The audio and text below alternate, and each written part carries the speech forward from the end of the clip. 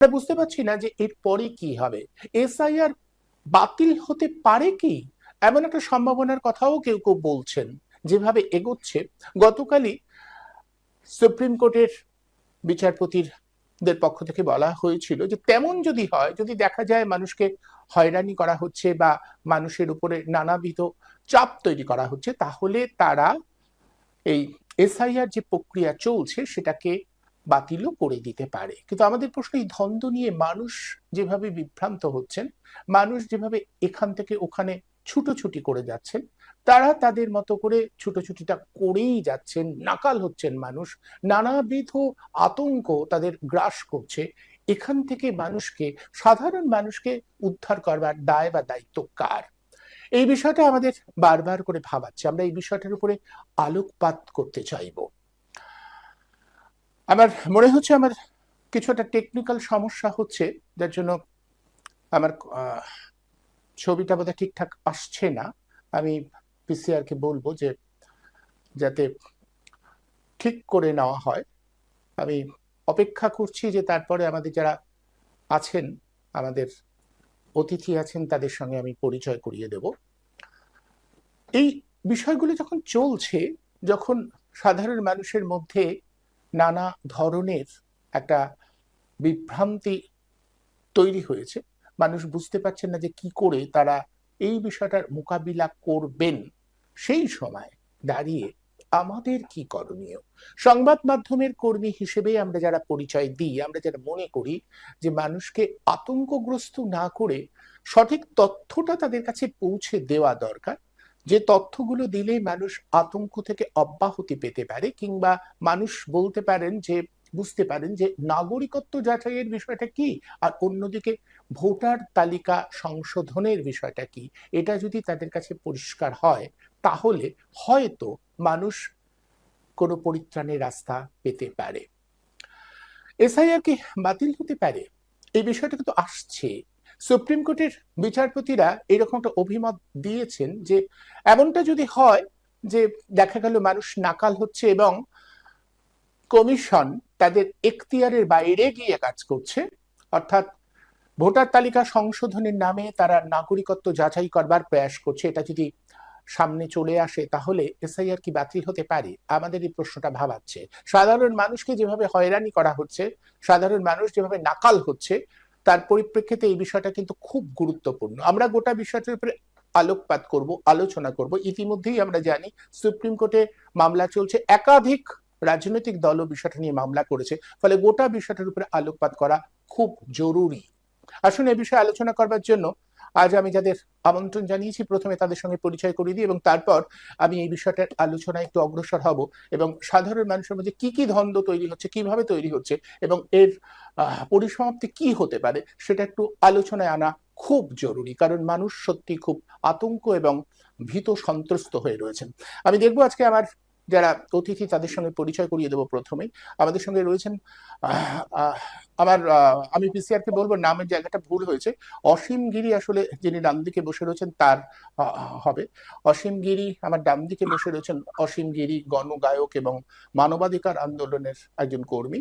আমার আর ঠিক তার পাশেই বসে রয়েছেন আলতাব আহমেদ। আলতাব মানবাধিকার আন্দোলনের সংগঠন এপিডিআর এর একজন সক্রিয় কর্মী, মানবাধিকার নিয়ে আন্দোলন করেন, কথা বলেন। আলতাব আহমেদ রয়েছেন এবং অসীম গিরি আমাদের সঙ্গে রয়েছেন। আমি আলোচনার জন্য আসব, আমি আলতাবের কাছেই প্রথম আসব। আলতাব, আপনি জানেন, আপনারা বিষয়টা নিয়ে রয়েছেন। আমি এর আগে আপনাদের এই এপিডিআর এর যিনি সাধারণ সম্পাদক, তার সঙ্গেও কথা বলেছি। পরিষ্কার বলা হচ্ছে যে এসআইআর আসলে আসলে নাগরিকত্ব যাচাইয়ের একটা প্রক্রিয়া। আমার যেটা আজকে জানবার বিষয় আপনাদের কাছ থেকে, আপনাদের কি কোথাও মনে হচ্ছে যে আইন বিভাগ বা বিচার বিভাগের এই বিষয় একটু সক্রিয় হওয়া উচিত? বিচার বিভাগ যদি এই বিষয়টা না দেখে, তাহলে হয়তো সাধারণ মানুষের মধ্যে হয়রানি বাড়বে। একদিকে মামলাটাও চলছে, অন্যদিকে এসআইআরটাও তো হয়ে যাচ্ছে। শোনা যাচ্ছে? আমার কথা শোনা হ্যাঁ, যাচ্ছে? শোনা যাচ্ছে। নিশ্চয়ই, মানে 1955 সালের যে নাগরিকত্ব আইন, সেই আইন এখনো আমাদের সংবিধানের বইতে লেখা আছে, এখনো স্বর্ণাক্ষরে লেখা আছে যে 47-এর পরে যারা এদেশের আকাশপথে, জলপথে, স্থলপথে যারা জন্মগ্রহণ করবেন, যে শিশু, সেই শিশু প্রত্যেকেই ভারতের নাগরিক। এক। দুই, যারা দেশ বিভাজনের কারণে পাকিস্তানে চলে গেছে, আফগানিস্তানে চলে গেছে, বাংলাদেশে চলে গেছে, তারা যদি আসেন ভারতবর্ষে বসবাস করতে, তারাও কিন্তু সমানভাবে নাগরিক। এখনো 2025 সালে সংবিধানের যে 1955 সালে নাগরিকত্ব আইনের যে ধারাগুলো, সেই ধারাতে এখনো স্পষ্টভাবে লেখা আছে। কিন্তু 2003-এ আলতাফ, 2003-এ নাগরিক আইনের কিছুটা বদল এসেছিল কেন্দ্রীয় সরকারের ইয়েতে। 2003-এ বদল এসেছিল, 2003-এ না, মানে অনেকগুলো বদল এসেছিল। 1986-তে বদল এসেছিল, সংশোধনী এসেছিল, 2003-এ এসেছিল, 2014-তে এসেছিল, 2025-এও আমাদের পাসপোর্ট আইন সেটাও বদল হয়েছে। ফলে এই যে এসআইআর এর নাগরিকত্ব মানে এসআইআর স্পেশাল ইন্টেনসিভ রিভিশন, এই রিভিশনটা কিন্তু এই স্পেশাল রিভিশনের কথা কোথাও বলা নেই। এবং যখন এসআইআর চালু মানে শুরু হচ্ছে আমাদের পশ্চিমবঙ্গে, তার আগে আওয়াজ উঠেছিল যে এসআই মানে, এবং অনেক অনেক মিডিয়া, প্রথম সারির পশ্চিমবঙ্গের প্রথম সারির মিডিয়া, ভারতবর্ষের প্রথম সারির মিডিয়া, তারাও বলতে শুরু করেছিলেন যে 2002-03 সালে কোথাও কোথাও আমাদের রাজ্যে 2003 এখানে এসআইআর হয়েছিল। কিন্তু একেবারে ডাহা মিথ্যে কথা। যদি আমরা ব্যক্তিগত অভিজ্ঞতায় আমরা দেখি যে 2003 বা 2002-এ কোনো এইরকম এনুমারেশন ফর্ম আমাদের ভরাট করতে হয়নি। কিছু তথ্য নিয়ে গেছিল, ভরাট করতে হয়নি, আমাদের সই বা স্বাক্ষর করতে হয়নি। এবং 2002-এর পরে যে নির্বাচন হয়েছিল আমার খেয়াল নেই, আমি সেখানে প্রিসাইডিং অফিসার ছিলাম। ফলে এই ধরনের কিছু 2002-এ বা 2003-এ হয়েছে, এটা একেবারে ডাহা মিথ্যে কথা। এবং এই যে 2025-এ যে এসআইআর হচ্ছে, এটা একেবারে নাগরিকত্ব যাচাই এবং যাচাইয়ের বিষয়। এইটা যদি 2019-এ যে এনআরসি করার জন্য এনপিআর এর যে ফর্ম, সেই ফর্মের সঙ্গে আজকের এসআইআর এর ফর্ম মিলিয়ে দেখেন, তাহলে পরিষ্কার এবং স্পষ্টত বুঝতে পারবেন যে এটা আসলে এনপিআর না করতে পারা, 2019-এ আন্দোলনের কারণে, মানুষের প্রতিবাদের কারণে যেটা করতে পারেনি কেন্দ্রীয় সরকার, সেটা 2005 সালে এই এসআইআর এর মাধ্যমে করতে মানে চলছে, মানে করা চলছে। এসআইআর এর যে রিভিশন সেটা চলছে। এবং আসলে 2019 সালে কেন্দ্রীয় সরকার পিছু হটেছিল। সারা দেশের বিভিন্ন জায়গায় বিক্ষোভ, মিছিল, অবস্থান লাগাতার চলেছিল, এবং সেই বিরোধের মুখে কেন্দ্রীয় সরকার সেটাকে এনপিআর করতে পারেনি। এবং সেইটা 2025 সালে ওই ভোটের সঙ্গে এটা যুক্ত করে দিয়েছে, নির্বাচনী প্রক্রিয়ার সঙ্গে এটাকে যুক্ত করে দিয়েছে। প্রথমত এটা একেবারে বেআইনি, কারণ নির্বাচন কমিশন আমার নাগরিকত্ব যাচাই, মানে আমার বাবা কোথায় জন্মেছেন, এদেশে না অন্য দেশে, আমার মা কোথায় জন্মেছেন, তার জন্ম তারিখ কোথায়, তিনি জন্মেছিলেন, এইগুলো আসলে নাগরিকত্বের যাচাইয়ের বিষয়। এবং এগুলো নির্বাচন কমিশনের বিষয় নয় বা দায়ের মধ্যে পড়ে না। নির্বাচন কমিশন নির্বাচন কমিশন একটা নির্বাচন, সে লোকসভা হতে পারে, বিধানসভা হতে পারে, পৌর বা পঞ্চায়েত নির্বাচন বা কোনো উপনির্বাচন হতে পারে, সেই নির্বাচনের নির্ঘণ্ট প্রকাশ করবে, নির্বাচনটা সুষ্ঠুভাবে পরিচালনা করবে, নির্বাচনের পরে জয়ী প্রার্থীদের ঘোষণা করবে, নির্বাচন শেষ হবে, তার কোনো কাজ নেই। এইটা সাধারণভাবে নির্বাচন যে কমিশন, সেই নির্বাচন কমিশনের কাজ। আমার বাবা কোথায় জন্মেছে, মা কোথায় জন্মেছেন, আমার বাবার জন্ম তারিখ কত, মায়ের জন্ম তারিখ কত, মায়ের বাবা কোথায় জন্মগ্রহণ করেছেন, এইটা যাচাইয়ের কোনো অধিকার নির্বাচন কমিশনের নেই। কিন্তু আমাদের যা অবস্থা, আমাদের রাজ্যে বিভিন্ন রাজনৈতিক দল মুখে এটাকে বিরোধিতা করছে, কিন্তু আদপে এই এসআইআর বা নাগরিকত্ব যাচাইয়ের এই প্রক্রিয়াটা আদপে সহায়তা করছে সমস্ত দক্ষিণপন্থী থেকে বামপন্থী সমস্ত রাজনৈতিক দলের একই রকম ভূমিকা। এখানে একটা বিষয় একটু জানতে চাইছি যে সুপ্রিম কোর্টের যে বিচারকরা যা মতামত দিচ্ছে, এমনটা কি হতে পারে 18 তারিখে আবার একটা শুনানি আছে, এটা কি বাতিল হতে পারে, এমন সম্ভাবনা আছে? আসলে বাতিল হতে পারে মানে মানুষ যদি জাগ্রত হয় 2019-এর মতো, এবং ইতিমধ্যে মানুষ বিভিন্ন জায়গায় বিক্ষোভ সমাবেশ এইগুলো করছে, মানে এই এসআইআর যেদিন প্রথম ঘোষণা হয় তখন আমরা সেই দিনেই কলেজ স্ট্রিটে এপিডিআর এবং অন্য কিছু সংগঠন, নো এনআরসি মুভমেন্ট, কিছু সংগঠন আমরা প্রতিবাদ সভা করেছিলাম। সেখানে গুটি কয়েক লোক, একেবারে 15 থেকে 20 জন লোক সেখানে ছিলাম আমরা। এইটা বিভিন্ন জায়গায়, জেলায়, শহরে, বিভিন্ন জায়গায় এই কর্মসূচিটা চালিয়ে যাই। এবং আজকের ইউটিউব থেকে শুরু করে, ফেসবুক থেকে শুরু করে, বিভিন্ন জনসভায়, বিভিন্ন পথসভায়, বিভিন্ন সংগঠন, তারা কিন্তু এসআইআর এর বিরুদ্ধে বলতে শুরু করেছে এবং আওয়াজটা আস্তে আস্তে বাড়ছে। এটাই আমাদের বল দেয়, এটাই আমাদের ভরসা দেয় এবং এটাই আমাদের আশা দেয়, যদি আমরা এই আওয়াজটাকে আরেকটু বাড়াতে পারি, আওয়াজটাকে তুলতে পারি, তাহলে এই বেআইনি কাজ সুপ্রিম কোর্ট সেটাকে বন্ধ করতে পারে। মানে মানুষের এবং এই এসআইআর এর নামে আরো একটা অনুপম, আরো একটা বলি, এই যে তুমি বলার সময় বললে যে সাংবাদিকরা, হলুদ সাংবাদিকতা, তাদের এই অধিকার আছে কিনা। এই যে নিউ টাউন অঞ্চলে খেটে খাওয়া মানুষ, তারা সারাদিন খাটে, সকালবেলা বেরিয়ে যায়, রাত্রেবেলা ফেরে, তাদের দরজায় কেন তালা দেওয়া, সুতরাং তারা বাংলাদেশি, মানে কি সহজ হিসেব। এবং যারা জানে না কি এনুমারেশন ফর্ম, কি এসআইআর, কি নাগরিকত্ব যাচাই, তাদের সামনে, তাদের পেছনে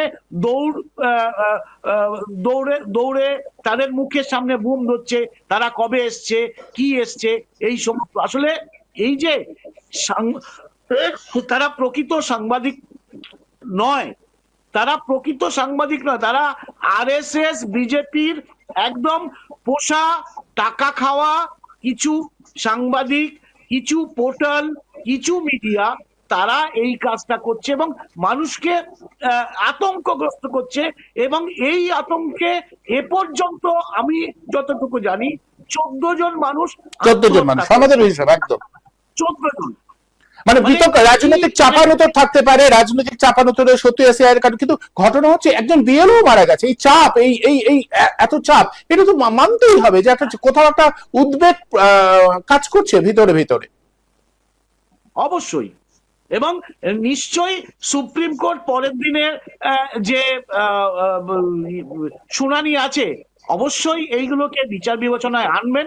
আমরা আশা রাখি যে এই যে এসআইআর এর নামে 14 জন নিরীহ মানুষ, তারা আত্মহত্যা করতে বাধ্য হলেন,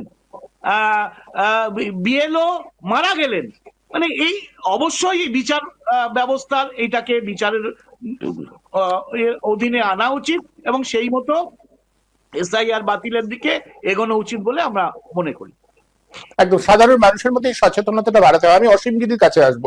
অসীমবাবু, আপনি শুনলেন 14 জন মানুষ, মানবাধিকার আন্দোলনের একজন কর্মী, এবং বরাবর আপনারা যে দাবিটা তুলে এসেছেন, রাস্তায় থেকেছেন, গান করেছেন, সেটা হচ্ছে মানুষের অধিকার, পীড়িত একেবারে প্রান্তিক মানুষ, তাদের অধিকারটা অন্তত ব্যবস্থাপনা নিশ্চিত করুন। কারণ সত্যি তো আমাদের ব্যবস্থাপনায় সাধারণ মানুষই তো সব থেকে বঞ্চিত হয়।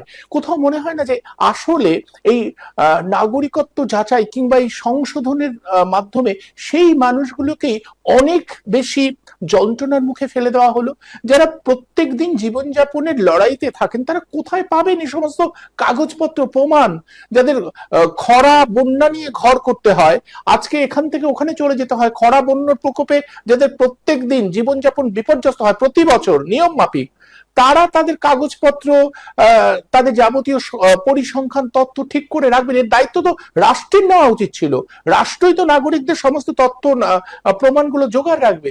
অথচ উল্টে গেল, নাগরিককেই দায়িত্ব দেওয়া হলো যে তোমার এখানকার যথার্থ বা বৈধ বাসিন্দা তুমি, অধিবাসী তুমি, সেটা তোমাকেই প্রমাণ করতে হবে। প্রথমত বলে রাখি অনুপম, যে এখন কোনো কাগজ দেখাতে হচ্ছে না এসআইআর, একদম জানি, কিন্তু সেটা তো আসল লক্ষ্যটা কিন্তু কাগজ দেখাতে হবে। ঠিক আছে, এবার কথাটা হচ্ছে যে আমার একটা অভিজ্ঞতা, 3 দিন আগের অভিজ্ঞতা বলি। একটি গ্রামে, বীরভূমের, আমি গিয়েছিলাম, এটা ট্রাইবাল গ্রাম। এবার ধরো একজন বিএলও আসছে, তিনি আসছেন বহু দূর থেকে, 7 কিলোমিটার দূর থেকে। মানে তিনি অঙ্গনওয়াড়ির একজন টিচার, তাদেরও তো দিয়েছে, যেমন যাদব ইউনিভার্সিটির একজন কর্মীকে দিয়েছে আমাদের অঞ্চলে। সব জায়গায় তো টিচারদের পাচ্ছে না, অন্যান্যদেরও নিচ্ছে। তাকে 7 কিলোমিটার দূরে ট্রাইবাল গ্রামে আসতে হচ্ছে, এসে তাদের নাম আছে কিনা যাচাই করতে হচ্ছে। তো বাই চান্স আমি সেখানে ছিলাম যখন আসে, লাভপুরের কাছাকাছি। এবার দেখা যাচ্ছে আদিবাসীদের বেশিরভাগ লোক বুঝছেই না মানে ব্যাপারটা কি। এসআইআর শব্দটা শুনেই তারা চমকুট, সেটা কি, মানে এটা জানে না। এক নম্বর, মানে মানুষকে কোনো সচেতনতা বা কিছু এগুলো তো করা হয় না। আর বেশিরভাগ ক্ষেত্রে আমি দেখেছি বিএলএ বলতে যারা বোঝায়, তাদের অনেকে আবার অনেক জায়গায় থাকছে না, অনেক জায়গায় একটু বেশি উৎসাহিত হয়ে থাকছে, এই হচ্ছে ব্যাপার। এইবার একজনের নাম ধরো এই মুর্মু। এবার সেই মুর্মু গেছে কোথাও একটা মাটি কাটতে অথবা অন্য কোনো জায়গায়, এবার তাকে পেল না, এবং না পেলে এবার তখন ন্যাচারালি তার বাড়ির লোক বলছে উনি তো এখানে থাকেন কিন্তু এখন নেই। এই এখন নেই বলতেই শিফটেড বলে লিখে দিচ্ছে না, ঠিক আছে, বিএলও। এবার আমি বাধ্য হয়ে মাথা গলালাম, কারণ আপনি শিফটেড লিখলেন, এই মহিলা তো ওনার যে হাজবেন্ড, সেই হাজবেন্ড আসলে কাজ করতে গেছে, ও তো এসআইআর বোঝে না, এসআইআর বোঝে না, শিফটেড বলে লিখে দিলেন যে ওর স্বামী কালকে আসবেন না পরশু আসবেন, আপনি ফর্মটা দিয়ে যান ওকে। এবার কথা হচ্ছে ফর্মটা ছাপানো ইংরাজিতে, সে তো কেউই বুঝবে না, ফর্ম ফিল আপ করতে হবে ব্লক লেটারে, এটা 99%, 99.99% লোক জানে না। পুরোনো এপিক নাম্বার, নতুন এপিক নাম্বার, এসব অনেক কিছু প্রবলেম আছে, ফর্মটা দেখলেই বোঝা যাবে। এবং সব থেকে বড় কথা, যারা মারা গেছে অনেকের ডেথ সার্টিফিকেট নেই, হারিয়ে ফেলেছে, অথবা অনেক সময় হয় না গ্রামে পুড়িয়ে দিল, ডেথ সার্টিফিকেট নিতে পঞ্চায়েতে গেল না, গরিব মানুষেরা, এটা তো হয়, নেই। অথচ বিএলওর নিয়ম হচ্ছে সে ডেথ সার্টিফিকেটের ছবি তুলে নেবে যদি ডেথ হয়, কারণ বিএলও তার চাকরিটা তো বজায় রাখবে অন্তত, এটা হচ্ছে ব্যাপার। এবার আমি এক একজন বিএলওকে দেখছি সকাল 10টায় বেরোচ্ছে, রাত্রি 12:30টায় ঢুকছে বাড়িতে। এবার গ্রামাঞ্চলে তাহলে সেই ব্যাপারটা কি এবার ভাবো, মানে আমাদের পাড়ায় তো তাই দেখছি। আমাদের পাড়ায় অদ্ভুত ভাবে আমি দেখলাম 2 দিন ধরে যে অনেকে জাস্ট লেখাপড়া, মানে মানে সিগনেচার করতে জানে না, সিগনেচার না করতে জানলে বা হাতের থাম একটা ব্যাপার আছে, দিচ্ছে, ভালো কথা, কিন্তু ইংরাজিতে লেখার ফলে সে তো নাম পড়তে পারছে না, এটা হচ্ছে জায়গা। এবার কি করব, সহায়তা কেন্দ্র কতগুলো পার্টির লোক খুলে বসে আছে টেবিল চেয়ার নিয়ে, যারা বিরোধিতা করছে মাননীয় মুখ্যমন্ত্রী, তাদের দল নাকি বিশাল বিরোধিতা করছে, অথচ তারাই কিন্তু সবচেয়ে বেশি এগিয়ে এসে এই এসআইআর এর পক্ষে কথা বলছে। আর সিপিএম, সিপিআই ইত্যাদি ইত্যাদি যে সমস্ত বামপন্থী বলে যারা কংগ্রেস। কথিত, কংগ্রেস ইত্যাদি ইত্যাদি দলগুলো, এদের কোনো বিয়ে কিছুই দেখছি না, মানে কিছুই নেই আর কি তাদের। তারা ওই নির্বাচন কমিশনের সাথে কথা বলে চলে গেছে এই অবধি। বিজেপির লোকেরা কিন্তু সঙ্গে থাকছে, অন্তত আমাদের অঞ্চলে আমি তাই দেখছি, থাকছে, একদম সঙ্গে থাকছে। আচ্ছা, যদিও তারা কিছু বোঝে না দেখলাম, কিন্তু থাকছে, মানে তারা নিজেদের নামও পড়তে পারে না, এরকম একটা ব্যাপার। এবার কথাটা হচ্ছে, এই যে একটা মানুষ, যে মানুষটা কিছুই বোঝে না, না পড়তে পারে ইংরেজি, না পড়তে পারে বাংলা, না পড়তে পারে অন্য কোনো ভাষা, সে এসআইআর নামটা জীবনে শোনেনি, ভারতের প্রধানমন্ত্রীকে সেটাও বোধহয় জানে না সে, এরকম একটা ব্যাপার। আমি জানি না মুখ্যমন্ত্রীকে সেটাও জানে কিনা, সন্দেহ আছে।